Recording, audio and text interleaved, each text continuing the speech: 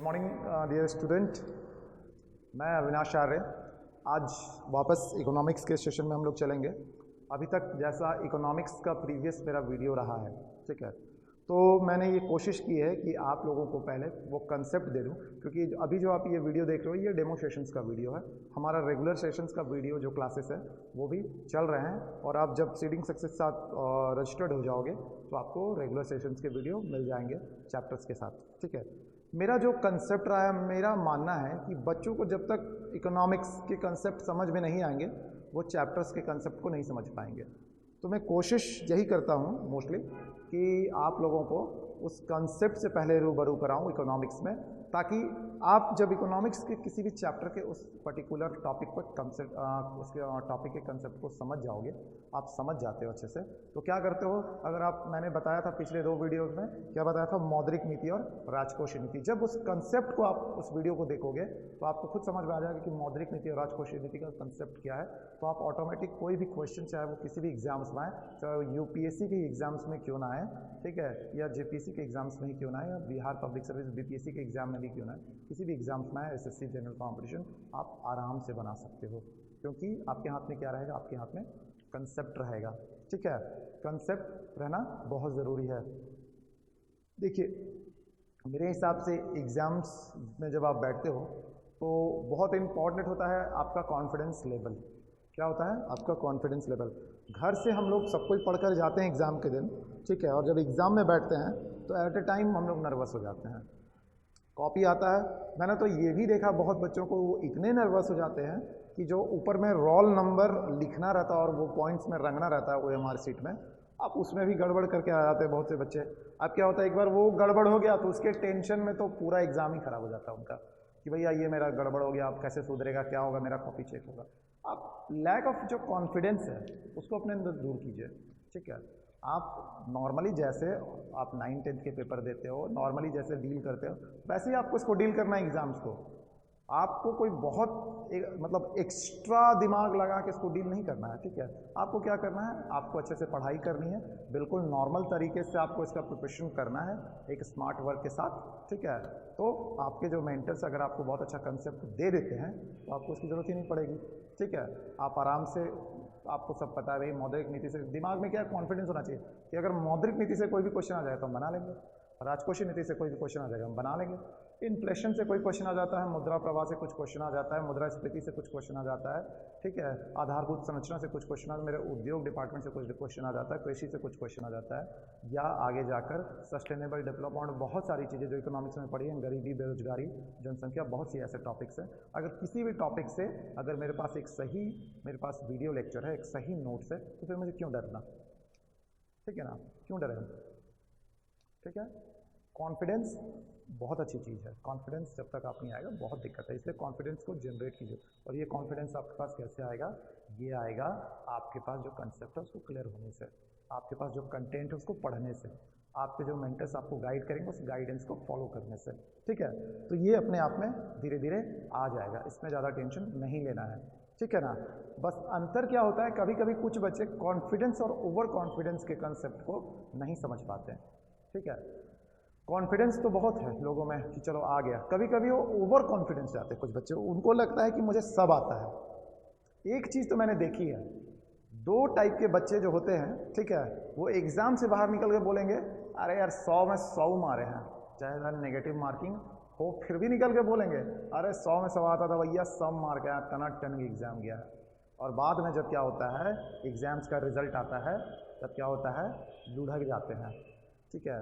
मेरे बहुत से, जब हम कॉलेज में पढ़ते थे तो बहुत से ऐसे दोस्त हैं, जब हम लोग निकलते थे तो पूछते थे कि भाई जितने क्वेश्चंस आए हैं, 20 क्वेश्चन एग्जाम में आ रहे हैं, तो 20 क्वेश्चन में तुमने कितना बनाया, या 50 क्वेश्चन में तुमने कितना बनाया।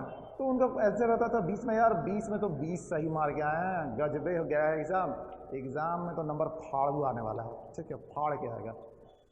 और हम लोग को लगता था अरे यार देखो यार 20 में 20 बनाया, पढ़ा है लड़का इतना, हम लोग 15, 17, 20 में किसी तरह मुश्किल से बना पा रहे हैं, अटक गए हैं जाके, ठीक है। और जो कहीं ना कहीं कुछ गलतियां हो गई हैं, तो हमारा एग्ज़ाम कैसा गया है और ये कितना अच्छा पढ़ा होगा।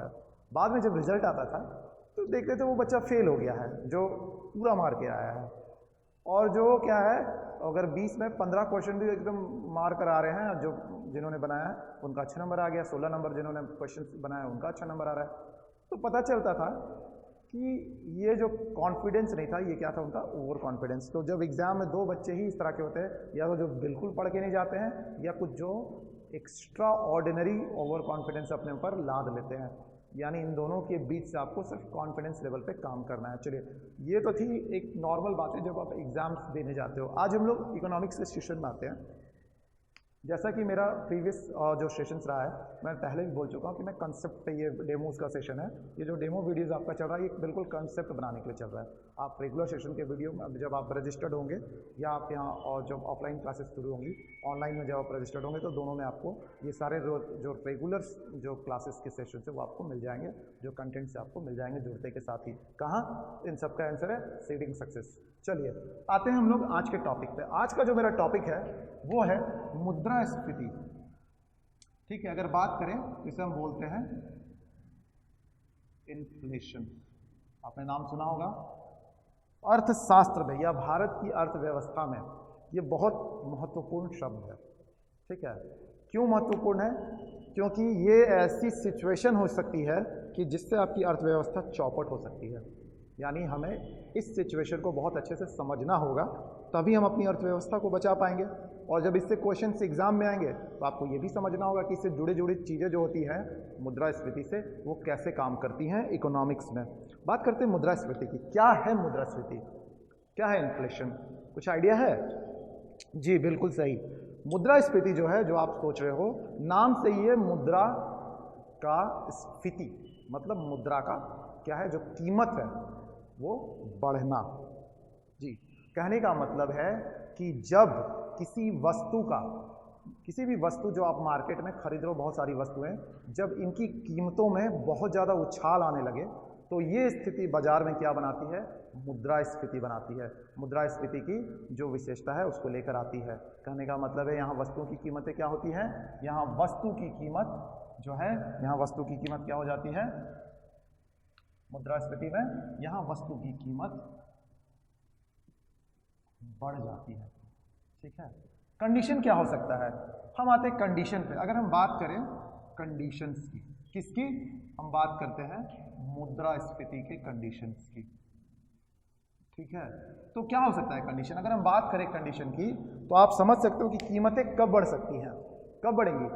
मान लीजिए किसी वस्तु का उत्पादन, ठीक है, एग्जाम्पल के लिए मार्कर, मेरे हाथ में मार्कर है। मार्कर की जो कंपनी है, कौन सी कंपनी है भाई? यहाँ पर लिखा हुआ है कैमलिन, यानी कैमलिन कंपनी का जो मार्कर है मैं यूज़ कर रहा हूँ। अभी ये मुझे मार्कर अगर मैं लेता हूँ आज के डेट में तो 25 रुपये शायद पड़ता है। ठीक है, 25 से 30 रुपये, क्लियर है। तो अगर इसी मार्कर का जो कंपनी है कैमलिन, ठीक है, अभी तो मार्केट में सफिशिएंट मात्रा में ये मार्कर है, इसलिए इसका दाम 25 रुपया है। लेकिन अगर यही कंपनी जो उत्पादन कर रही है एक भारी मात्रा में, अचानक उसमें कमी कर दे, यानी उत्पादन में क्या हो जाए? कमी हो जाए। ठीक है, उत्पादन में कमी हो जाए, तब क्या होगा? तब ये होगा कि लोगों में जो डिमांड था, लोगों की जो मांग थी, मांग तो सेम है, मार्केट में मांग तो सेम थी, लेकिन उत्पादन क्या हो गया? कम हो गया। अगर उत्पादन कम हो जाता है तब क्या होगा? तब कंपनी क्या करेगी? चूंकि इसकी मांग ज़्यादा है, क्योंकि इसकी मांग ज़्यादा है और उत्पादन क्या है? कम है। उत्पादन क्या है मेरा? कम है। तब इस सिचुएशन में वस्तु की जो कीमतें होती हैं वो क्या हो जाएंगी? यानी अगर 1000 लोग सेम चीज़ को मांग रहे हैं, पहले भी मांग रहे थे, और पहले 1000 पे 1000 मार्कर क्या था? उत्पादन होता था, तो हर एक इंसान को एक एक मार्कर मिल जाता था। लेकिन अभी क्या है? उत्पादन कम हो गया है, यानी मार्कर का जो उत्पादन हो रहा है मात्र 500 हो रहा है, और डिमांड कितना है मेरा? डिमांड 1000 लोगों के बीच का है। तो क्या करेगी कंपनी? कंपनी इसका दाम तुरंत बढ़ा देगी, क्योंकि उसको पता है कि ये क्या है? इसका मांग मार्केट में ज़्यादा है। अगर हम आज इसको 25 बेच रहे हैं और अभी हम इसका दाम बढ़ाकर 50 भी कर देंगे, तो ये जो 500 व्यक्ति हैं वो उसको ज़रूर खरीदेंगे, क्योंकि उनका डिमांड है, उनकी मांग हाई है। इसीलिए इसका फ़ायदा उठाकर क्या हो जाता है? जो वस्तु की कीमत होती है वो बढ़ जाती है। यही सिचुएशन कहलाती है मुद्रास्फीति। यही सिचुएशन क्या कहलाती है? मुद्रास्फीति। और ये कितना खतरनाक रूप में जा सकती है मैं अभी विश्लेषण करूंगा। मुद्रास्फीति का बहुत सीधा संबंध है कि जब उत्पादन क्या हो जाए, कम हो जाए, और किसी वस्तु की मांग भारतीय अर्थव्यवस्था के बाजार के संदर्भ में बढ़ जाए, तब उस वस्तु की कीमतों में उछाल आ जाता है और उसकी कीमतें बढ़ जाती है। यही स्थिति अर्थव्यवस्था में मुद्रास्फीति कहलाती है। चलिए, मुद्रास्फीति तो आपको समझ में आ गया, लेकिन क्या है मुद्रास्फीति, कहाँ तक जाती है? अगर बात करें मुद्रास्फीति, तो मुद्रास्फीति तो मेरे यहाँ से शुरू हुई। अब मुद्रास्फीति का दो है, एक होता है मुद्रास्फीति और इसके जस्ट विपरीत यानी जस्ट उल्टा जो होता है वो क्या होता है? वो कहलाती है अपस्थिति। इसमें क्या होती है, इस पर मैं थोड़ी बात करूंगा। तो अपस्थिति को हम लोग, जैसे मुद्रास्फीति को इन्फ्लेशन बोलते हैं, उसी तरह अपस्थिति को बोला जाता है डिफ्लेशन। डिफ्लेशन इसमें जस्ट उल्टा होता है। डिफ्लेशन में ये मेरा हो गया इन्फ्लेशन, ये मेरा हो गया इन्फ्लेशन, और हम बात करते हैं अब इसमें जस्ट उल्टा, ये हम बात करेंगे डिफ्लेशन की। ठीक है, यानी अपस्थिति। अगर बात करें अपस्थिति की तो कंडीशन क्या होगा? कंडीशन जस्ट उल्टा, यानी यहां पर क्या था? उत्पादन कम था और यहां क्या हो जाएगा? उत्पादन ज्यादा। यानी किसी भी वस्तु का जब उत्पादन ज्यादा होने लगे तब उसकी वस्तुओं की कीमतों में क्या आएगा? क्या हो जाता है? उस वस्तु की कीमत में गिरावट हो जाती है। क्यों? क्योंकि मान लीजिए, फिर मैं एक एग्जांपल समझाता हूँ। एक पानी का बोतल आप लेते होगे 10 रुपए में पीने के लिए या 15 रुपए में पीने के लिए। पानी का बोतल, अगर मान लीजिए आप किसी झारखंड में आप 1 लाख पानी का बोतल मान के चल रहे हैं कि 1 करोड़ पानी का बोतल सप्लाई होता है। ठीक है, 1 करोड़ पानी का बोतल सप्लाई होता है। अभी 1 करोड़ यहाँ की तो खैर जनसंख्या अगर बात करें तो अलग है। अगर मान लीजिए यहाँ पर पानी का जो बोतल है, जो पानी का बोतल है, फिलहाल मैं मान लेता हूँ 1 करोड़ है। ठीक है, क्या हो रहा है? इसका उत्पादन हो रहा है 1 करोड़। अभी क्या होगा? अब इसके यहाँ पर जो लोग हैं उसके हिसाब से यहाँ जो कीमत है, कीमत कितनी है पानी की बोतल की? तो मात्र 15 रुपये। लेकिन अगर यही उत्पादन 1 करोड़ से बढ़ा के 2 करोड़ कर दिया जाए, 3 करोड़ कर दिया जाए, यानी क्या होगा? मार्केट में पानी की बोतलों की भरमार हो जाएगी। ठीक है, आपको क्या मिलेगा? आपको बहुत सारा वैरायटी मिलने लगेगा। अलग अलग कंपनियां अलग अलग पानी की बोतल लाने लगेंगी, तो आपको बहुत सारी वैरायटी मिलेगी। मार्केट में कंपटीशन शुरू हो जाएगा। यानी जो पानी का बोतल कल 15 रुपये मिल रहा था, दूसरी कंपनी क्या करेगी? उसे 10 रुपये कर देगी मार्केट में बेचने के लिए, क्योंकि पानी की पर्याप्तता बहुत अधिक हो जाएगी। ठीक है, जितना हम नहीं चाहते उससे ज़्यादा हो जाएगी। तो हमको जब मन करेगा तब खरीदेंगे। मेरे दिमाग में क्या आएगा कि पानी बहुत ज़्यादा जब भरा हुआ है मार्केट में बोतल, तो हमको जब मन करेगा तब खरीदेंगे। यानी यार अभी टेंशन नहीं है, यानी अब उसकी मांग जो हो गई वो कम हो गई, और जब मांग कम होगी तो वस्तुओं की कीमतों में गिरावट शुरू हो जाती है। यानी ये जस्ट उल्टा होता है कि आप यहाँ जब उत्पादन ज़्यादा हो जाता है तो इसकी जो कीमतें होती हैं, इसकी कीमत क्या हो जाती है? इसकी कीमत कम हो जाती है। क्लियर? इसकी कीमत क्या हो जाती है? कम हो जाती है। ये था डिफ्लेशन। इन्फ्लेशन और डिफ्लेशन का अंतर आपको समझ में आ गया। इन्फ्लेशन मुद्रास्फीति है, डिफ्लेशन क्या है? आपकी अस्फीति है। यानी अपस्फीति में क्या है? जस्ट मुद्रास्फीति के उल्टा होता है। मुद्रास्फीति में क्या? उत्पादन क्या हो जाता है? मुद्रास्फीति में कम और मांग ज़्यादा। जबकि अगर इसकी बात करें डिफ्लेशन की, तो इसमें उत्पादन ज़्यादा हो जाता है और मांग क्या हो जाती है? कम हो जाती है। क्लियर है? ये था एक दूसरे से अनिवार्य संबंध, मतलब कहाँ पर मांग है, कहाँ उत्पादन है, ये एक दूसरे से बिल्कुल क्या है? समझ लीजिए क्या है? आपके एक दूसरे के पूरक हैं। एक दूसरे के पूरक है। अगर किसी का उत्पादन कम होता है तो उसका प्रभाव उसकी मांग पर पड़ेगा, और किसी के मांग को अगर ज़्यादा या कम कर दिया जाए तो उसका प्रभाव उसके उत्पादन पे पड़ेगा। ठीक है, ये तो मेरा बहुत क्लियर है। मैं इसको थोड़ा रब कर रहा हूँ अभी आपको बताने के लिए कि मुद्रास्फीति आपको समझ में आ गया होगा और डिफ्लेशन समझ में आ गया होगा। ठीक है, चलिए मैं वापस आता हूँ फिर से। अभी हम लोग कहाँ थे? मुद्रास्फीति हो गया, ये थी मेरी अपस्फीति, डिफ्लेशन हो गया। ये तो दोनों उल्टे हो गए, लेकिन मुद्रास्फीति कहाँ तक जा सकती है?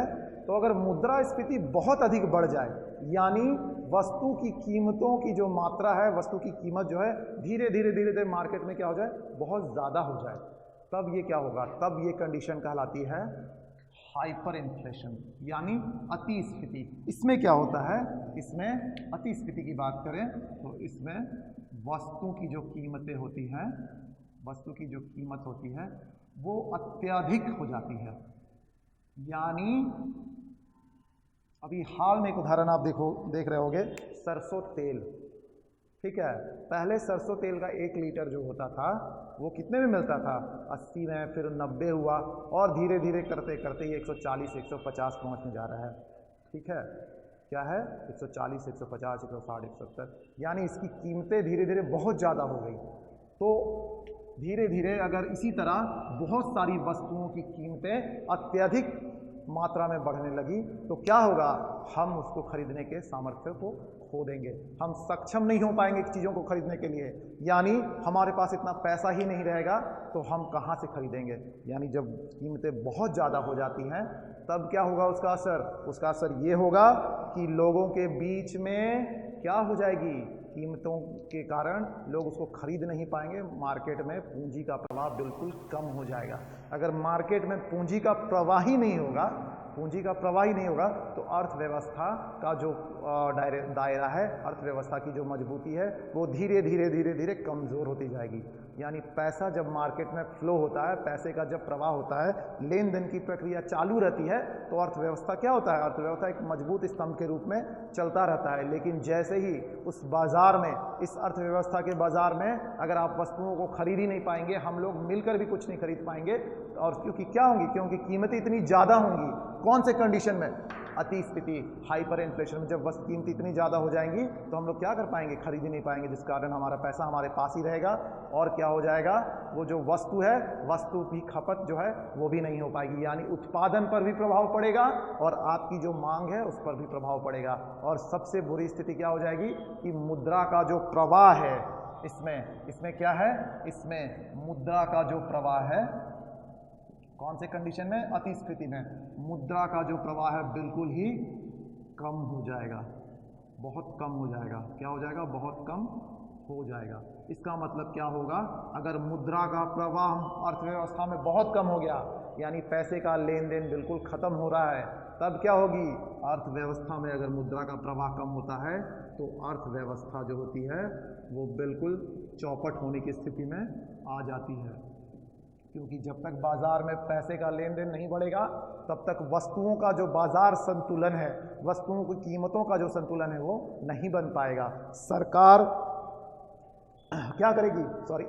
सरकार क्या करेगी? सरकार भी इस समय अपने हाथ खड़े कर देगी। क्यों? क्योंकि जब वस्तु की कीमतें बहुत ज़्यादा हो जाएंगी तब चाह कर भी आम जनता के पास अगर उतना पैसा एट ए टाइम, और वो सरकार कैसे फ्लो करवाएगी। तो बहुत सारी चीज़ें एक दूसरे से क्या होती है? इकोनॉमिक्स में जुड़ी होती है। अब आ जाता है सरकार का काम। अगर ये कंडीशन हो जाए तो सरकार इसे नियंत्रण कैसे करेगी? मुद्रास्फीति या इस स्थिति में हम चले जाए तो सरकार नियंत्रण कैसे करेगी? अगर हम क्या है अप स्थिति में चले जाएं तो सरकार नियंत्रण कैसे करेगी? ये अपने आप में बहुत बड़ा चैप्टर हो जाता है। ठीक है, उसके बहुत सारी चीज़ें होती है। चलिए हम लोग एक एक करके देखेंगे। बात करते हैं मुद्रास्फीति की। ठीक है, मुद्रास्फीति आपको समझ में आ गया क्या होता है? इन्फ्लेशन। इन्फ्लेशन का जब अति रूप बढ़ जाए, यानी कीमतें बहुत अधिक बढ़ जाती, वस्तुओं की कीमतें अत्यधिक होने लगे, तब वो क्या कहलाता है? Hyper inflation. उसमें क्या होता है? मुद्रा का प्रवाह कम हो जाता है, क्योंकि लोग जो बाजार में वस्तु है, सामान, उसको खरीद नहीं पाते हैं क्योंकि कीमतें इतनी अधिक हो जाती है। और मुद्रा का प्रवाह कम हो जाएगा मार्केट में तो अर्थव्यवस्था क्या हो जाएगी? किसी भी देश की चौपट हो जाएगी। इसीलिए इन चीज़ों से हर सरकार क्या करती है? बचना चाहती है, मुद्रास्फीति और हाइपर इन्फ्लेशन, अतिस्फीति से। ठीक है, उसी तरह जब अपस्फीति हो जाएगी, बहुत ज़्यादा कीमतें क्या हो जाती हैं? उस समय उसमें गिर जाती हैं। अपस्फीति में क्या हो जाएगा? क्योंकि जब इसमें अपस्थिति में मैंने आपको बताया पीछे कि इसमें क्या होता है? उत्पादन बहुत क्या हो जाता है?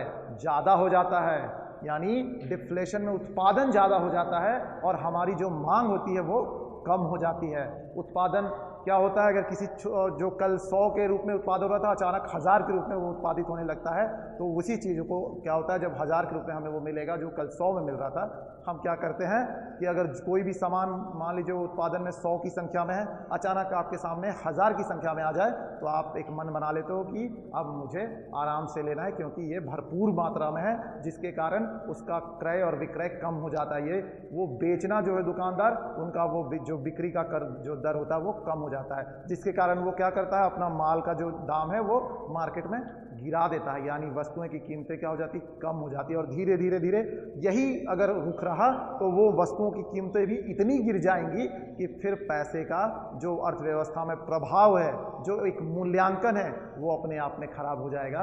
एक शेयर बाजार हमारा लुढ़क जाएगा, जिसके कारण अर्थव्यवस्था न केवल नेशनल लेवल पर बल्कि अंतर्राष्ट्रीय स्तर पर भी भारत की जो अर्थव्यवस्था है वो काफ़ी दयनीय हो जाएगी। यानी हमको दोनों स्थिति से बचना है, हमको इस स्थिति से बचना है, हमको इस स्थिति से बचना है और हमको इस स्थिति से भी बचना है। यानी इसीलिए क्या कहा जाता है कि जब भारत की अर्थव्यवस्था को एक किस में रखा जाए, एक संतुलित अर्थव्यवस्था में रखा जाए।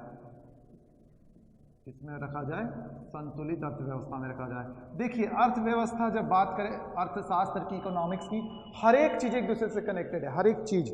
अभी मैं आपको बताऊंगा थोड़ी देर में कि कैसे एक दूसरे से हम लोग कनेक्टेड हैं। अगर एक चीज गड़बड़ाता है तो हमारा पूरा इकोनॉमिक्स कारण क्या क्या क्या गड़बड़ा सकता है, ठीक है, क्या किस किस पे क्या प्रभाव पड़ेगा। ये तो था मेरा 3 चीज यहाँ पर हम लोग डिस्कस किए, मुद्रास्फीति, इन्फ्लेशन क्या है, अपस्थिति डिफ्लेशन और अतिस्थिति हाइपर इन्फ्लेशन। चलिए अब बात करते हैं मुद्रास्फीति की मापन। अगर बात की जाए मुद्रास्फीति को मापा किससे जाता है, तो इसको मापा जाता है मुद्रास्फीति दर से। इसको किससे मापा जाता है, मुद्रास्फीति को मुद्रास्फीति दर से, ठीक है। इसको हम लोग बोलते हैं इन्फ्लेशन रेट। क्या बोलते हैं, इन्फ्लेशन रेट। क्लियर है, इन्फ्लेशन रेट। मान लीजिए एग्जांपल कि अगर 1990 में किसी वस्तु का दाम 100 रुपया था, क्या था, 100 रुपया, उसी वस्तु का दाम 2000 में 200 रुपया हो गया। यानी इन्फ्लेशन है, क्योंकि इन्फ्लेशन है तो कीमत क्या होगी, बढ़ेगी। पहले आपको याद रखना, जो हमने पीछे पढ़ा, यहाँ कीमत क्या होगी, कीमत बढ़ेगी। इसको साफ करके लिख देता हूँ, कीमत क्या होगी, कीमत बढ़ेगी, ठीक है। चूंकि हम लोग क्या पढ़ रहे हैं, मुद्रास्फीति, चूंकि कीमत बढ़ेगी यानी 1990 में जो 100 था वो बढ़कर कितना हो गया, 200 हो गया। यानी अगर हम इसके दर की बात करें तो यहाँ पर मुद्रास्फीति दर सीधे 100 से कितनी हो गई, 200, यानी सीधे ये कितनी बढ़ गई, इसका जो मुद्रास्फीति रेट हो जाएगा वो कितना हो जाएगा, मुद्रास्फीति जो रेट हो जाएगा वो मेरा हो जाएगा सीधे 100%। यानी 100 से कितना बढ़ गया सीधे, और 100 रुपया ही बढ़ गया, यानी 100% इसका क्या हो गया, इन्फ्लेशन रेट। क्लियर है। तो इसका मतलब क्या है कि मुद्रास्फीति की जो दर होती है हम किससे मापते हैं, इन्फ्लेशन रेट से मापते हैं। क्लियर है। चलिए अब हम आते हैं कुछ चीज़ों पर कि जब ये तो हो गई भाई मुद्रास्फीति का मापन क्या है, ठीक है, मुद्रास्फीति क्या हो गया, हाइपर इन्फ्लेशन क्या हो गया, डिफ्लेशन क्या हो गया। अब हम आते हैं कैसे इसका नियंत्रण होता है, ठीक है। अगर बात करें नियंत्रण की तो उसको मैं थोड़ा रब कर देता हूँ।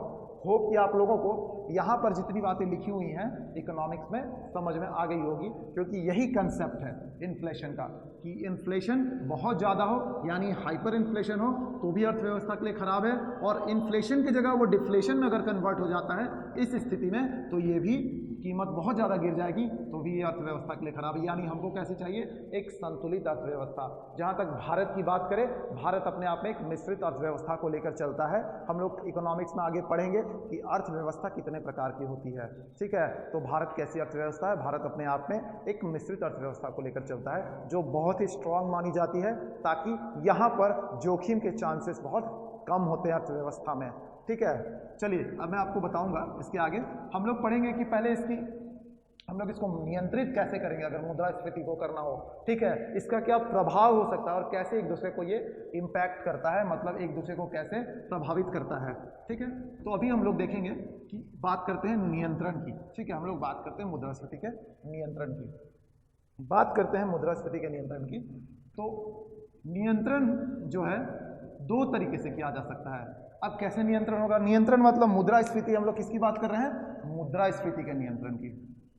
किसकी बात कर रहे हैं, मुद्रास्फीति के नियंत्रण हेतु के नियंत्रण हेतु जो कार्य किए जाते हैं। क्या कार्य किए जाते हैं मुद्रास्फीति में नियंत्रण हेतु, तो बात करें ये 2 तरह, हमने पहले भी अपने सेशन में आपको बताया है कि हमारा जो बेसिक पिलर होता है फिर देखिए वही वापस आ जाएगा। क्या आ जाएगा, यहाँ पर 2 तरीके से होती है। एक पहले मौद्रिक नीति के द्वारा इसको नियंत्रित कर सकते हैं, या फिर वापस अपनी राजकोषीय नीति के द्वारा इसको नियंत्रित कर सकते हैं।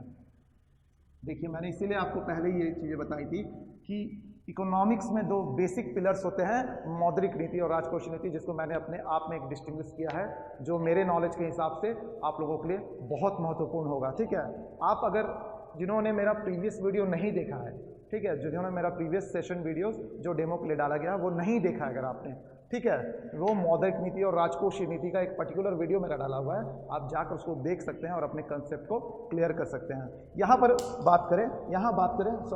बात करें हम लोग किसकी, मौद्रिक नीति और राजकोषीय नीति से हम इसको नियंत्रित कर सकते हैं।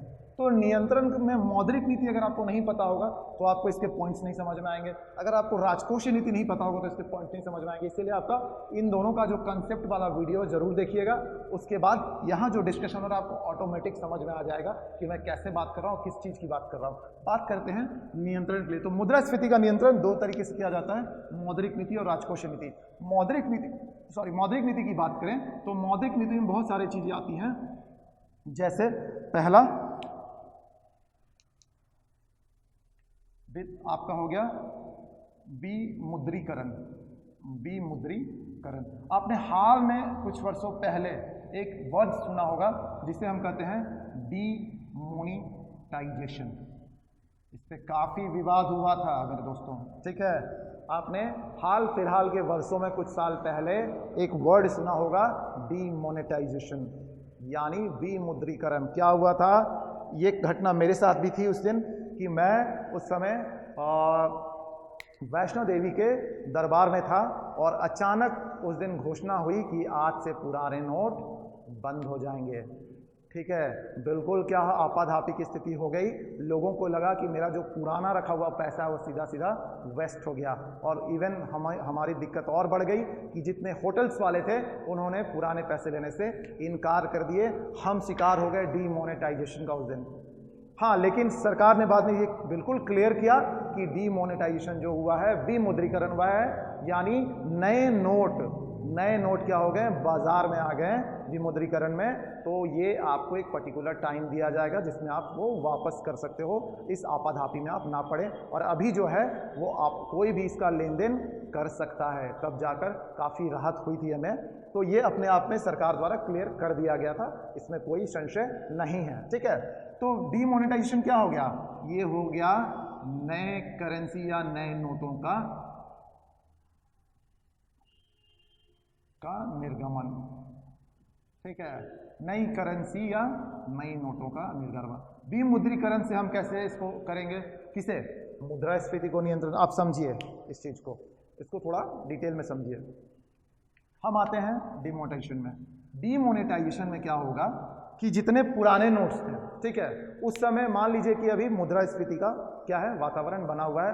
देश की अर्थव्यवस्था किससे गुजर रही है, मुद्रास्फीति से गुजर रही है। किससे गुजर रही है, इन्फ्लेशन से गुजर रही है। उस समय क्या हो गया होगा, उस समय वस्तु की कीमतें क्या हो गई होगी, बढ़ गई होंगी, क्योंकि इन्फ्लेशन का दौर है, यानी कोई भी वस्तु जो है अपने आप के उच्चतम स्तर पर जा रही होगी, वस्तु की कीमत में वृद्धि हो गई होगी। अब हम उसको डाउन कैसे करेंगे एक आम आदमी के लिए। हमारे लिए तो भाई खरीदना मुश्किल हो जाएगा, आपके लिए भी खरीदना मुश्किल हो जाएगा अगर मुद्रास्फीति का सिचुएशन हो जाए। तो हम लोग उसको डाउन कैसे करेंगे, उसके लिए सरकार कुछ उपाय लाती है। उसमें एक उपाय होता है मौद्रिक नीति के अंदर विमुद्रीकरण। ये विमुद्रीकरण मौद्रिक नीति के अंदर क्यों आया, क्योंकि हम लोग इसमें किसकी बात कर रहे हैं, नए मुद्रा की बात कर रहे हैं। हमने आपको बताया था कि मुद्रा से संबंधित जितनी भी बातें होती हैं वो मौद्रिक नीति के अंतर्गत आती है, जो मेरे प्रीवियस वीडियो है। ठीक है, इसीलिए यहाँ पर विमुद्रीकरण, यहाँ पर नई मुद्रा को लाना, नए नोटों नई मुद्रा को लाना, यही विमुद्रीकरण है, इसीलिए मौद्रिक नीति में है। ठीक है, अब मौद्रिक नीति से कंट्रोल कैसे होगा, क्या है कि मार्केट में जो पिछला जो भी पैसा चल रहा है, ठीक है, अभी मेरे देश में कौन सा कंडीशन लगा हुआ है, मुद्रास्फीति। कौन सा कंडीशन लगा हुआ है, इन्फ्लेशन का। इसका मतलब इस वक्त अभी जो कंडीशन है, उस समय जो मेरी कीमत है किसी भी चीज़ की, वो क्या है, बढ़ गई है। अब इसको हम डाउन कैसे करेंगे, तो इसका एक उपाय है, सरकार क्या करती है, पहले की जितने नोट है अचानक उसको हटा देती है। इससे क्या होगा, इससे ये होगा कि पुराने के जब सारे नोट्स मार्केट से हट जाएंगे तो बिल्कुल नए नोटों का प्रवाह होगा। ठीक है, नए नोटों का, या हम ऐसे लिखें नई मुद्रा का प्रवाह होगा। ठीक है, जब नई मुद्रा का प्रवाह होगा तो एक अच्छी मात्रा में वो नई मुद्रा आने में आप में एक वक्त लगेगा। क्लियर है? यानी क्या होगा, जब जो ये वक्त लगेगा, इस समय मांग जो होगी अचानक क्या हो जाएगी, कम हो जाएगी किसी भी चीज की, क्योंकि आपके पास मुद्रा की मात्रा क्या हो जाएगी, धीरे धीरे उस समय कम होगी, क्योंकि नई मुद्रा आई है। वो एक मान लीजिए आज जो नई मुद्रा आई है तो आपके पास वो 1 लाख जो नई मुद्रा आते आते एक समय लग जाएगा, लेकिन ये समय जो 3-4 महीने उसमें आप क्या करोगे, आप जो चीज़ें जिस समय जो ज़्यादा यूज़ कर रहे थे, क्योंकि आपके पास पैसा कम रहेगा, वो मुद्राएं कम रहेंगी, तो आप उस चीज़ों को कम डिमांड करोगे, और जब कम डिमांड करोगे तो इसका मतलब क्या होगा कि मांग ऑटोमेटिक क्या हो जाएगा, कम हो जाएगा। और जब मांग मेरे दोस्त कम हो जाएगा तो इसका प्रभाव कहाँ पड़ेगा, इसका सीधे सीधे प्रभाव कारखाने में पड़ेगा। उसके जो मालिक है वो समझ जाएंगे कि इसका जो वस्तु जो हम प्रोडक्शन कर रहे हैं, जो इसका मांग ही कम हो गया है, ठीक है, क्योंकि लोगों के पास अभी नई मुद्रा आने में टाइम लगेगा, पैसा कम है, तो वो क्या कर देंगे, उत्पादन क्या कर देंगे, कम कर देंगे वो भी, जिसके कारण उस वस्तु की कीमतें अपने आप में क्या हो जाएंगी, ऑटोमेटिक। जब मांग मेरा कम हो जाएगा तो वस्तु की कीमतें क्या हो जाएंगी, ऑटोमेटिक घट जाएंगी। ठीक है, वस्तु की कीमतें ऑटोमेटिक घट जाएंगी। क्लियर है? तो क्या हो गया, जब वस्तु की कीमत घट गई तो हमारा जो इन्फ्लेशन का जो दौर चल रहा था उससे हम बाहर आ गए। अब धीरे धीरे वस्तु की कीमतें यहाँ पर क्या हैं, सामान्य रूप से वापस आ जाएंगी।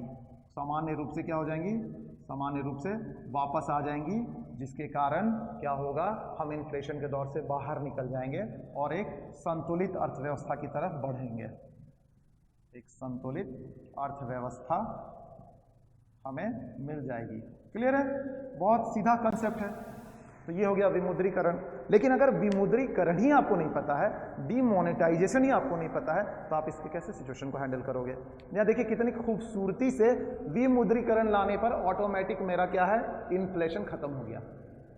एक अपने आप में कितने मजेदार चीज है ये। अगर आप इस चीज को समझ जाओगे इकोनॉमिक्स में, तो आपका कंसेप्ट इतना डेप्थ हो जाएगा कि आप अगर इकोनॉमिक्स किसी भी कंसेप्ट का आपको क्वेश्चन उठा के दिया जाए, आपके यहाँ टिंग टिंग बजेगा और आप उस क्या करोगे, तुरंत उस ऑप्शंस को अपने दिमाग में टटोल लोगे कि अरे नहीं ये होगा यार सही आंसर, क्योंकि आपके पास क्या है, कंसेप्ट है। आपके पास कंसेप्ट है, कंसेप्ट बहुत इंपॉर्टेंट होता है। ठीक है, जब मैं बच्चों को पढ़ाता हूँ तो मेरी पूरी कोशिश रहती है कि इसी तरह बिल्कुल साइंटिफिकली आप लोगों को पहले समझाने का जो कंसेप्ट कार्य है वो किया जाए, ताकि जब आप इस कंसेप्ट को बहुत अच्छे से समझ जाओगे तब आपको पढ़ने में इकोनॉमिक्स बहुत मज़ा आएगा।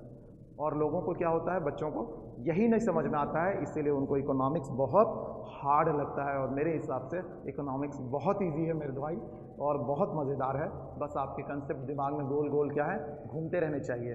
तो आप अपने कंसेप्ट को क्लियर करना है तो आप मेरे प्रीवियस वीडियो भी देख सकते हैं, जिसमें मौद्रिक नीति, राजकोषीय नीति मैंने डिस्कस किया, और आज मैं मौद्रिक में क्या है, इन्फ्लेशन, मुद्रास्फीति को डिस्कस कर रहा हूँ। ठीक है, चलिए, ये तो था मेरा पहला नियंत्रण करने का काम, ये मेरा पहला मेथड हो गया। इसी तरह अगर इसी में मौद्रिक नीति में दूसरा मेथड मुझे लाना पड़े, होप कि आपको क्लियर हो गया होगा। मैं इसको मिटा रहा हूं, ठीक है, विमुद्रीकरण को।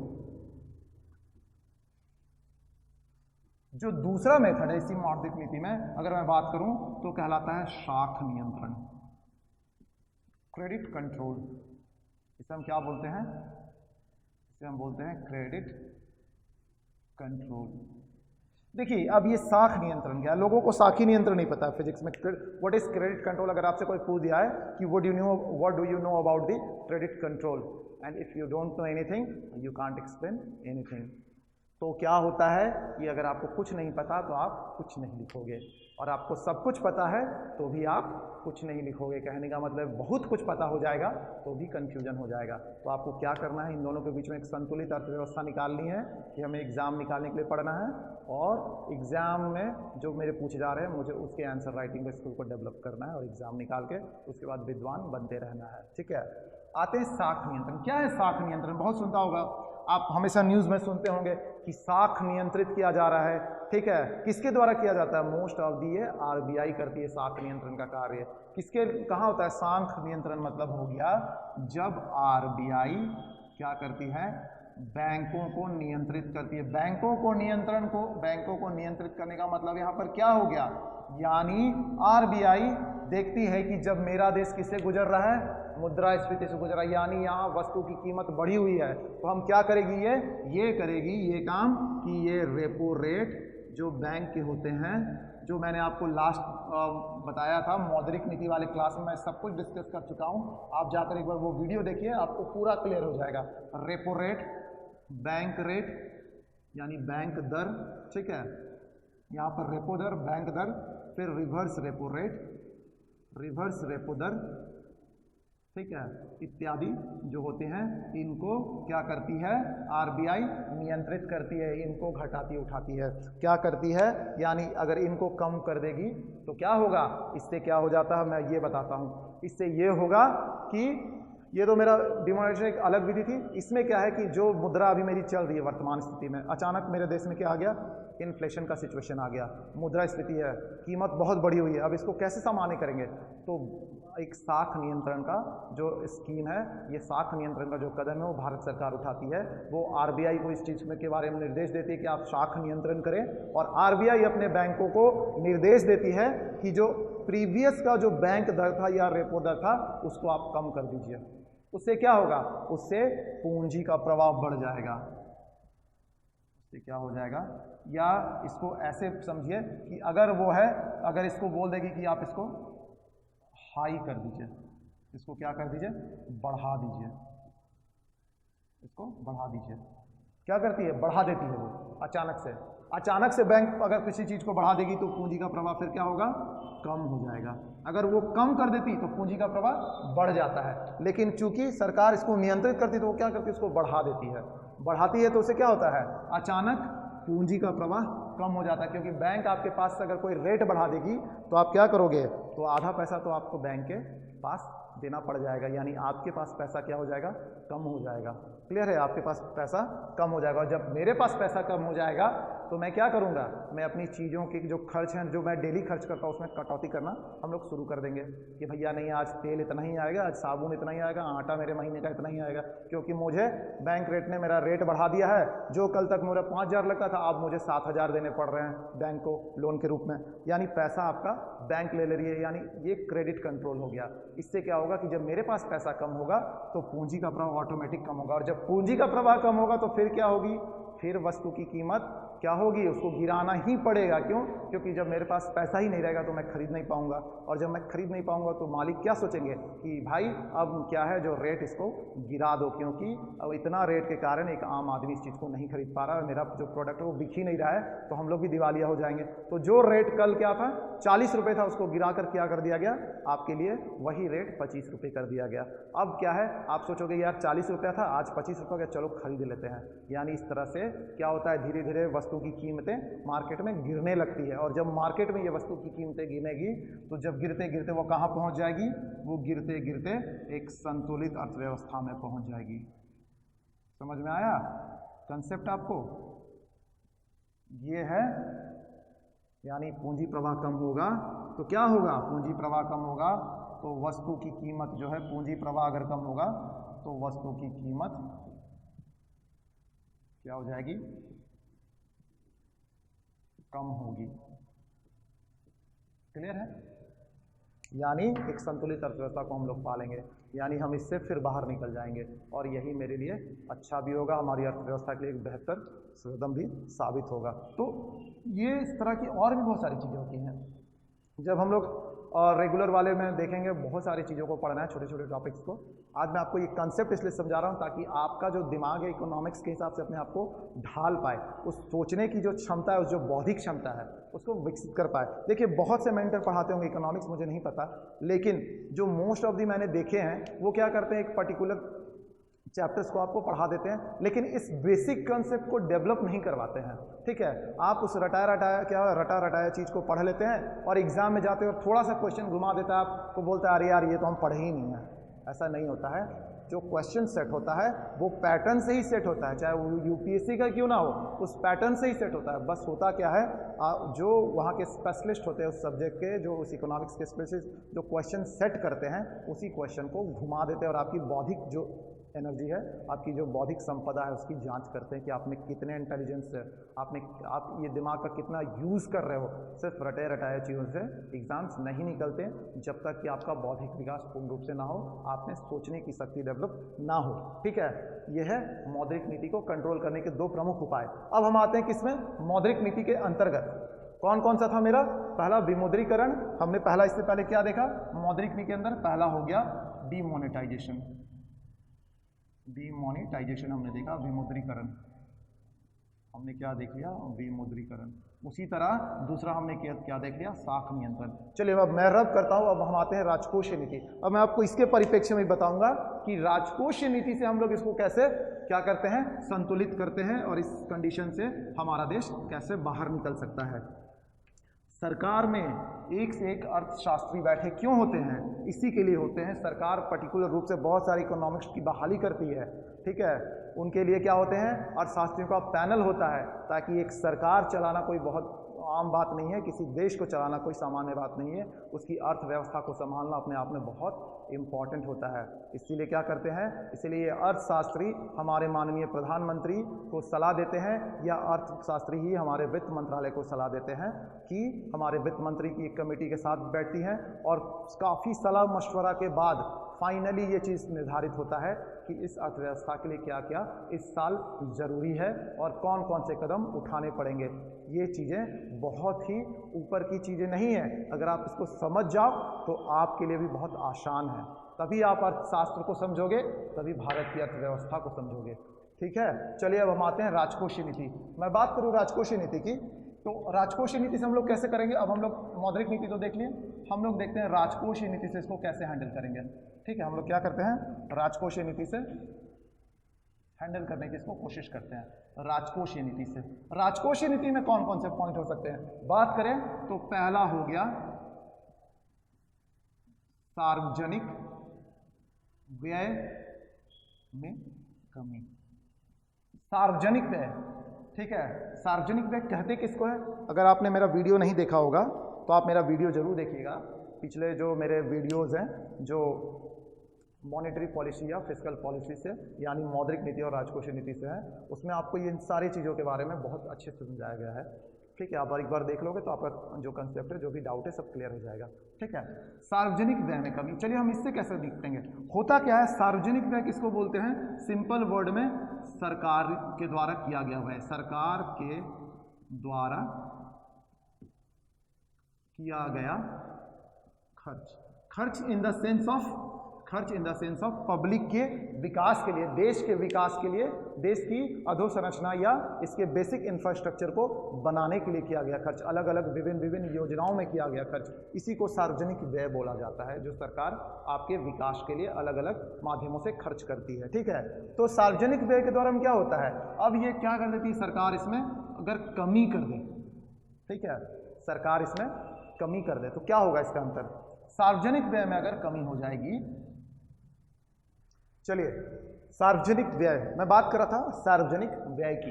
सार्वजनिक व्यय से हम लोग कैसे मुद्रास्फीति को नियंत्रित करते हैं। होता क्या है, मैं ऑलरेडी आपको मैंने बताया कि सार्वजनिक व्यय है सरकार के द्वारा किए गए खर्च। कैसे खर्च, जो आपके विकास के लिए विभिन्न योजनाओं पे खर्च किए जाते हैं। होता क्या है कि सार्वजनिक व्यय में कमी कर देती है सरकार मुद्रास्फीति को कम करने के लिए, यानी किए गए जो खर्च किए जा रहे हैं, जो अलग अलग योजनाएं हैं, ठीक है, जो अलग अलग योजनाएं चल रही हैं, कौन से अलग अलग विकास की योजनाएं हैं, अलग अलग जो विकास की योजनाएं हैं वो क्या हो जाती हैं, उसमें जो खर्च होता है उसको सरकार कम कर देती है।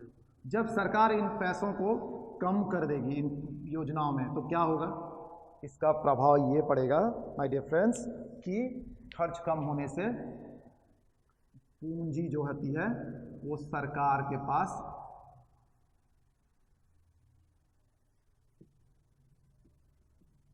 बचती है।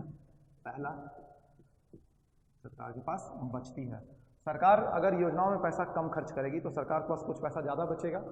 ठीक है, अब क्या करती है, इसी पैसे को सरकार मार्केट में क्या है, आरबीआई और विभिन्न स्रोतों से पूंजी का प्रवाह करवाती है। ठीक है, पूंजी का प्रवाह करवाती है। होता क्या है जब इस इन्फ्लेशन में क्या होता है, पूंजी का प्रवाह करवाती है। होता क्या है, आरबीआई जब इस पूंजी का प्रवाह के लिए आरबीआई वापस क्या करती है, अपने साख को नियंत्रित कर देती है। अभी मैंने बताया साख को नियंत्रित कर देती है। फिर साख नियंत्रण में जाएंगे तो वापस क्या हो जाएगा, जब साख नियंत्रण होगा तो वापस से क्या हो जाएगा, जो आपका जो कीमत है वस्तु की वो क्या हो जाएगी, ऑटोमेटिक कम हो जाएगी। जब वस्तु की कीमत कम हो जाएगी तो हम इससे बाहर निकल जाएंगे और कहाँ पहुंच जाएंगे, संतुलित अर्थव्यवस्था में। ठीक है। दूसरा पूंजी क्या होता है, ये तो हो गया पूंजी का प्रवाह, सरकार के पास पूंजी बच गया। ठीक है, उस आम चीज़ों को, अब मेरा बहुत सारा क्या है, सरकार क्या करती है, जब उनके पास पूंजी बच जाती है तो सरकार इसी अधोसंरचना में बची हुई पूंजी को क्या करती है, इसके इन्फ्लेशन में चूंकि कीमतें बढ़ी हुई हैं उसको कम करने में काम करती है। वो क्या करती है कम करने के लिए, वो ये करती है कि इन बचे हुए पैसों को उद्योगों को प्रोवाइड कराती है, अलग अलग इंफ्रास्ट्रक्चर के उद्योगों को प्रोवाइड कराती है। क्या होता है उससे, उससे ये होता है कि उन एक जो बैलेंस के रूप में जो सहायता राशि होती है, क्या होती है, वो अलग अलग अधोसंरचना में मिलती है। तो ये कंपनियां सरकार से लिए गए पैसे के कारण चूंकि उनका नुकसान हो नहीं रहा है, इसीलिए उन चीज़ों को सरकार बोलती है कि आप इनकी कीमतों को कम करें। बदले में क्या बोलती है सरकार, उनको ये सहायता राशि देती है, जिससे क्या होता है, इस सहायता राशि से उनका भी क्या होता है, नुकसान नहीं होता। जिस कंपनी का होता है उनको एक प्रॉफिट शेयर मिल जाता है सरकार की तरफ से, समझ लीजिए सब्सिडी के रूप में, और आपकी कीमतें भी क्या हो जाती हैं, उनके द्वारा कम कर दी जाती है। जिससे जब कीमत कम हो जाती है तो ऑटोमेटिक पूंजी का प्रवाह फिर क्या हो जाता है, वहाँ पर दूसरे परिप्रेक्ष्य में पूंजी का प्रवाह वहाँ पर फिर कम हो जाता है। फिर पूंजी का प्रवाह यहाँ पर कम हो जाएगा, और जब यहाँ पूंजी का प्रवाह कम हो जाएगा तो ऑटोमेटिक क्या हो जाएगा, आपका फिर दाम गिरने लगेगा।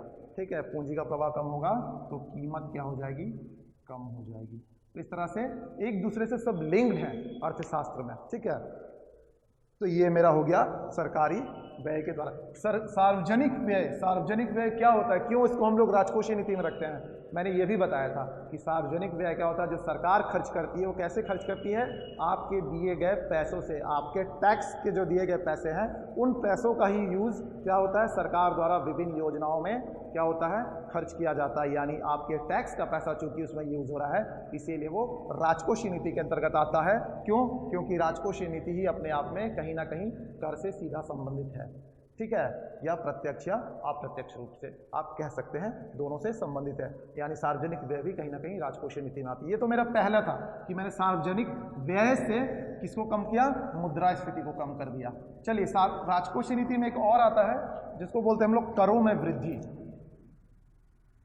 करों में वृद्धि, अभी मैंने बताया कि राजकोषीय नीति अपने आप में कहीं ना कहीं कर से प्रत्यक्ष या अप्रत्यक्ष रूप से संबंधित होता है। इसीलिए राजकोषीय नीति के अंतर्गत एक और मेथड है जिससे हम लोग मुद्रास्फीति को कम कर सकते हैं। मुद्रास्फीति में कीमत, मैं बार बार बोल रहा हूँ कि मुद्रास्फीति में क्या हो जाती है, कीमतें बहुत ज़्यादा हैं वस्तुओं की, अब हमको उसको कम करना है, एक संतुलित अर्थव्यवस्था में लाना है। तो सरकार क्या करती है, सरकार करों में वृद्धि कर देती है। टैक्स क्या है, टैक्स बढ़ा देती है। ठीक है, टैक्स क्या करती है, बढ़ा देती है। यानी आप समझिए कि जब टैक्स बढ़ जाएगा, ठीक है, आपके इनकम पे टैक्स बढ़ जाएगा। क्या है, आपके इनकम में जो आप कमाते हो इनकम टैक्स, वो अचानक बढ़ जाएगा। पहले जब आपके पास मान लीजिए 20,000 रुपये आपके पास है या 50,000 रुपये आपके पास है, ठीक है, आप कमाते हो 50,000 रुपये महीने का, पहले इनकम टैक्स देकर आप मिला जुला कर कितना देते थे, मान लो आप 4 से 5,000 रुपया, मान लो थोड़ी देर के लिए 5,000 रुपया देते थे। ठीक है, अभी तो 5 लाख तक फ्री है, मैं समझाने के लिए आपको बता रहा हूँ कि मान लो 5,000 रुपया देते थे। ठीक है, अचानक टैक्स बढ़ गया, अभी आपको कितना देना पड़ रहा है, 6,000 रुपया। यानी 1,000 रुपया क्या हो गया, आपके पॉकेट से जा रहे हैं। यानी बाकी जो खर्च है आपके, पहले तो 1,000 आपके पास एक्स्ट्रा होते थे तो आप ज़्यादा खर्च करते थे कुछ ना कुछ कहीं ना कहीं, तो अभी क्या हो गया, 1,000 रुपया आपको एक्स्ट्रा देने पड़ रहे हैं। इसका मतलब क्या हो गया कि आपका खर्च जो है कम हो गया, आप फिर आपने कटौती कर दी। अब जब आप पैसे में कटौती करोगे यानी आप सामान खरीदना कम कर दोगे। जब सामान खरीदना आप कम कर दोगे तो फिर क्या होगा, फिर कंपनी के मालिकों को वही लगेगा कि मेरा प्रोडक्ट नहीं बिक रहा है क्योंकि अगलों के पास क्या है, नेक्स्ट जो बंदे हैं उसके पास पैसे नहीं है उस लेवल पे। यानी धीरे धीरे क्या होता है, इस अधोसंरचना में वो अपनी कीमतों को उस वस्तु के लिए गिरा देता है। वो कंपनी का जो मालिक होता है अपने प्रोडक्ट्स को, तभी उसके बिक पाएंगे भाई। क्योंकि अगले के पास जितना पैसा रहेगा उतना ही खरीदेगा, तो वो अपने वस्तुओं को क्या करता है, गिरा देता है। जब उस चीज़ों को वो गिरा देता है तब क्या होता है, उससे हमारा ये होता है कि वस्तु की कीमतें क्या होती हैं, कीमत में भी गिरावट आ जाती है। जब कीमत में गिरावट आ जाएगी तो क्या होगा, ऑटोमेटिक मुद्रास्फीति से हम बाहर आ जाएंगे। यानी मुद्रास्फीति में कीमतें क्या होती थी, ज़्यादा होती थी, यहाँ कीमतें गिरावट आ गई तो क्या हो जाएंगी, ऑटोमेटिक कम हो जाएंगी। समझ में आ रहा है?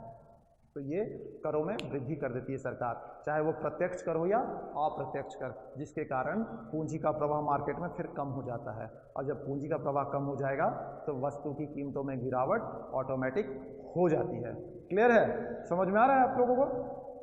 तो ये था मेरे पास दो नीति, मौद्रिक नीति और राजकोषीय नीति। इसके थ्रू हमने जाना। अगर आप बेसिक चीज़ें जान गए हो तो आगे के चैप्टर्स और भी मज़ेदार होने वाले हैं, क्योंकि भाई जब आपको मौद्रिक नीति पता हो जाएगी, आपको राजकोषीय नीति पता हो जाएगी, आपको डिफ्लेशन पता हो जाएगा, आपको इन्फ्लेशन पता हो जाएगा, आपको हाइपरफ्लेशन पता हो जाएगा, आपको क्या है इन्फ्लेशन रेट पता है, आपको ये पता है कि सार्वजनिक व्यय क्या है मेरा, आपको ये पता है कि आपका मेरा जो टैक्सेशन का जो प्रोसेस है वो क्या है, मेरा क्रेडिट कंट्रोल क्या है। सब कुछ जब आप धीरे धीरे जानने लगोगे तो आपको इकोनॉमिक्स में मज़ा आने लगेगा। फिर कोई भी कंडीशंस आएंगे आप तुरंत उसको पूरा क्या करोगे, एनालाइज कर लोगे कि कैसे कैसे रिलेटेड। चलिए मैं को रिलेट करके आपको बता देता हूँ थोड़ी देर के लिए। मैं इसको अभी रब करता हूँ। होप कि आज आपको मुद्रास्फीति काफ़ी अच्छे से समझ में आई होगी और कैसे कैसे मुद्रास्फीति को हम लोग कंट्रोल करते हैं वो भी समझ में आ गया होगा। उससे पहले मैं एक बार और छोटी सी चीज़ डिस्कस कर लूँगा, वो है मुद्रास्फीति का क्या प्रभाव पड़ सकता है। ठीक है, क्या प्रभाव हो सकता है? देखिए आप, बहुत सिंपल है। प्रभाव आप खुद लिख सकते हो अगर आप प्रभाव चाहोगे। एक आम जनता पर क्या प्रभाव पड़ेगा, आप खुद बताइए क्या प्रभाव पड़ेगा। भाई कीमत मुद्रास्फीति में क्या है, मुद्रास्फीति का हम लोग क्या देख रहे हैं, प्रभाव देख रहे हैं। आम जनता में क्या होगा, चूंकि कीमत क्या है, वस्तु की कीमत जो है, वस्तु की कीमत क्या है इसमें ज़्यादा होती है। ऑब्वियस सी बात है, मुद्रास्फीति में कीमत ज़्यादा होगी। जब कीमत ज़्यादा होगी तो एक आम जनता के रूप में अगर मैं अपनी बात करूं तो भैया हम पैसे क्या होगा, जब कीमत ज़्यादा हो तो हम नहीं खरीदेंगे सामान, क्या करेंगे, हम खरीद ही नहीं पाएंगे। सीधी सी बात है। यानी अगर जब हम खरीद नहीं पाएंगे तो मेरा क्या होगा, जो मार्केट में पूंजी का प्रवाह है ऑटोमेटिक एक दूसरे से कम हो जाएगा। ठीक है, यानी धीरे धीरे क्या होगा, और ये बढ़ते अगर चला गया तो फिर क्या होगा, बढ़ते चला गया तो हमारी चीज़ों से, हाथ से सारी चीज़ें निकल जाएंगी। यानी क्या होगा, मारा मारी करना पड़ेगा, आने वाले टाइम पे लूटना पड़ेगा खाने के लिए पदार्थ, ये स्थिति हो जाएगी। ठीक है, यानी आम जनजीवन क्या हो जाएगा, अस्त व्यस्त हो जाएगा। क्लियर है? बहुत सिंपल है। बात करें कृषि पर, क्या होगा, कीमतें बहुत ज़्यादा हैं। एक कृषि का जो छिड़काना, जो रसायन आप लोग छिड़कते हैं, ठीक है, बहुत सारी चीज़ें आती हैं कृषि में, जो खाद आते हैं, जो बीज आते हैं, जो पौधे खरीदते हैं, कुछ भी जो यंत्र खरीदते हैं, ट्रैक्टर खरीदते हो, हर चीज़ें अगर महंगी होने लगी तो आप क्या करोगे, खरीद पाओगे, नहीं खरीद पाओगे। जब आप चीज़ें पर्याप्त मात्रा में नहीं खरीद पाओगे तो आप कृषि कितना अच्छा से कर पाओगे। यानी कृषि में क्या हो जाएगा, कृषि का में जो उत्पादन है कृषि का, बहुत सारी चीज़ों का, वो क्या हो जाएगा, वो कम हो जाएगा। ठीक है, कृषि का उत्पादन कम होने लगा, क्या होगा, लोग भूखे मरने लगेंगे। समझ में आ रहा है? यानी आप सोचो कितनी खतरनाक स्थिति में धीरे धीरे लोग जाने लगेंगे। यानी मुद्रास्फीति कितनी खतरनाक हो सकती है। अब कृषि का उत्पादन अगर कम हो गया तो फिर इससे आप जोड़ सकते हो कि भैया क्या होगा, आम जन तक खाद्य पदार्थ जो है नहीं पहुंच पाएगा, खाद्य पदार्थ नहीं पहुंचेगा। क्लियर है? नहीं मिल पाएगा उनको। बहुत सारी चीज़ें हैं। उद्योग पे क्या असर पड़ेगा, सेम चीज़ है। उद्योग पे ये होगा कि अगर हर चीज़ें महंगी हो जाएंगी तो उद्योग के लिए जो कच्चा माल हम लोग अलग अलग चीज़ों में लेते हैं वो भी महंगे हो जाएंगे, जिसके कारण क्या होगा, उत्पादन जो है उस पर बहुत खतरनाक प्रभाव पड़ेगा। यानी उत्पादन पर जो प्रभाव है वो नकारात्मक पड़ेगा। क्लियर है? अब आप चीज़ इसको समझिए कैसे रिलेट है। अगर उद्योग पे प्रभाव पे पड़ गया, भारत में अगर आप बात करें तो बहुत सारे उद्योग हैं और उनसे क्या जुड़ा हुआ है, उनसे सीधा सीधा जुड़ा हुआ है रोजगार। ठीक है, क्या जुड़ा हुआ है, रोजगार। अगर उद्योग ही चौपट होने लगे तो क्या होगा, रोजगार छिनने लगेगा। यहाँ से क्या हो जाएंगे, इससे अगर हम बात करें तो उद्योग से अगर हम कनेक्टिविटी दें तो उद्योग की कनेक्टिविटी यही है कि अगर यहाँ से हम बात करते हैं कि उद्योग जो है अगर उद्योग क्या है चौपट हुए तो क्या होगा, रोजगार खत्म हो जाएगा, रोजगार बहुत कम हो जाएगा। रोजगार कम होगा तो लोगों के पास क्या है, पैसा ही नहीं रहेगा, लोग भूखे मरने की नौबत आ जाएगी, यानी गरीबी कितनी बढ़ जाएगी, गरीबी बढ़ जाएगी। गरीबी बढ़ेगी तो अराजकता बढ़ेगी, अराजकता बढ़ेगी तो देश की अर्थव्यवस्था का सत्यानाश हो जाएगा। और हम सब मिलकर क्या करेंगे, हम सब मिलकर एक दूसरे का गला काटने लगेंगे कुछ चीजें लूटने के लिए। समझ में आ रहा है? यानी अर्थव्यवस्था अपने आप में कितना इंपॉर्टेंट है और भारत की अर्थव्यवस्था को चलाने के लिए कितने दिमागों का यूज होता होगा आप सोच सकते हैं। ठीक है, तो एक देश की अर्थव्यवस्था आप पर निर्भर है, आप जैसे यूथ्स पर निर्भर है, हम जैसे युवाओं पर आने वाले समय पर निर्भर है कि हम अपने देश की अर्थव्यवस्था को कितनी गति देते हैं, किस सकारात्मक सोच के साथ आगे बढ़ते हैं कि हम अपने देश की अर्थव्यवस्था में कितना योगदान दे पाएँ। आप आने वाले समय में बहुत से लोग हैं जो अधिकारी बनकर इस गरीबी, इस अराजकता और इस बेरोजगारी से लड़ सकते हैं, बहुत से लोगों की ज़िंदगी को संवार सकते हैं, बहुत सी योजनाओं का लाभ सीधे जनसंवाद के द्वारा जनमानस तक पहुंचा सकते हैं। तो आपको ये प्रण लेना होगा कि सिर्फ पढ़ाई नहीं करनी है, सिर्फ एग्ज़ाम नहीं निकालना है, अपने देश के विकास में, अपने देश के निर्माण में अपनी आहुति आपको देनी पड़ेगी तो वो भी कम है, क्योंकि हमारा जो देश है क्या है, वो हमारे प्राणों में बसा होना चाहिए। तो हम जब बात करते हैं इस चीज़ों की तो आप समझ लीजिए इस अर्थव्यवस्था को चलाने के लिए आपको बहुत चीज़ें सीखने की ज़रूरत है। ठीक है, तो ये थी चीज़ें थी जो एक नॉर्मल चीज़ें हैं जो आप देख सकते हो क्या क्या प्रभाव हो सकता है। इस तरह बहुत सारी चीज़ें हैं प्रभाव जो प्रभावित हो सकती हैं। ठीक है, गरीबी बढ़ेगी, जनसंख्या पे क्या विस्फोट हो सकता है इसका प्रभाव, और या फिर यहाँ अराजकता है, अराजकता से क्या है सांप्रदायिक जो सौहार्द है वो बिगड़ सकता है। बहुत सारी चीज़ें एक दूसरे से लिंक्ड होती है इकोनॉमिक्स में। इकोनॉमिक्स अपने आप में क्या है, कोर रिलेटेड है, यानी एक दूसरे से सहभागी और पूरक है। यहाँ बहुत सारे टर्म्स क्लियर है। होप कि आज आप लोगों को क्या है ये पूरा जो इन्फ्लेशन चैप्टर है समझ में आ गया होगा और कैसे एक दूसरे से ये कोरिलेट है वो भी समझ में आ गया होगा। मैं आप लोगों को एक लास्ट चीज़ इकोनॉमिक्स में है जो मैं थोड़ा सा बता देना चाहता हूँ आज के क्लास में, कि कोई भी चीज़ें जब आप क्वेश्चंस आंसर जब आपके एग्जाम्स होंगे और यूपीएससी के क्वेश्चंस आएंगे पीटी में, तो आप पीटी का तो क्वेश्चन ऑब्जेक्टिव पैटर्न पे रहता है, लेकिन चूंकि अभी से आपको मेंस की भी तैयारी करनी है, क्योंकि अगर जेपीएससी वाले बच्चे अगर आप देखेंगे तो आपका क्या है बहुत ज़्यादा समय मेंस के लिए नहीं मिलेगा। तो अगर मेंस के लिए भी आप करते हो तो आप एक डेवलप करो किस सोच को कोरिलेट करने को। जैसे गरीबी अगर है तो गरीबी किससे कोरिलेट होती है, गरीबी अगर दो है, गरीबी के क्या है दो आयाम है, गरीबी के दो आयाम है। अगर गरीबी ज़्यादा हो जाए, ठीक है, चलिए मैं गरीबी नहीं, मैं जनसंख्या से आप लोगों को बताता हूँ और अच्छे से। ठीक है, सब एक दूसरे से रिलेटेड है, मैं ऊपर उल्टा भी बता दूंगा, रिवर्स भी बता दूंगा। जनसंख्या अगर ज़्यादा हो जाए, जनसंख्या अगर कम हो जाए, क्लियर है क्या हो गया, जनसंख्या ज़्यादा हो जाए, जनसंख्या कम हो जाए। जनसंख्या ज़्यादा होगी तो क्या बढ़ेगी, गरीबी बढ़ेगी, बढ़ेगी ना। जनसंख्या कम हो क्या होगी, गरीबी घटेगी, क्लियर है, यहाँ गरीबी बढ़ेगी। वेरी गुड, चलिए अच्छा, अभी गरीबी अगर बढ़ती है तो क्या हो सकता है, गरीबी बढ़ेगी तो आय में ऑब्वियस सी बात है कमी आएगी, आएगी एकदम आएगी। गरीबी घटेगी तो क्या होगा, आय का स्रोत बढ़ेगा, आय का स्रोत बढ़ेगा, क्लियर है। अगर आय का स्रोत बढ़ता है, अब आय में अगर मेरी कमी आ जाए तो और क्या रिलेट होगा, अगर आय में मेरी कमी हो जाती है तो क्या होगा, अगर मेरी आय में कमी हो जाए तो सीधा सीधा प्रभाव कहाँ पड़ेगा, सीधे उद्योग में पड़ेगा। अगर मेरे पास पैसा ही नहीं रहेगा, मेरा आय ही कम रहेगा तो हम सामान कम खरीदेंगे, सामान कम खरीदेंगे तो उत्पादन क्या हो जाएगा, ऑटोमेटिक गिर जाएगा, उत्पादन क्या हो जाएगा, कम हो जाएगा। उत्पादन कम हो गया, उत्पादन कम हो गया तो फिर वापस क्या बढ़ेगी, बेरोजगारी क्या होगी, बढ़ जाएगी।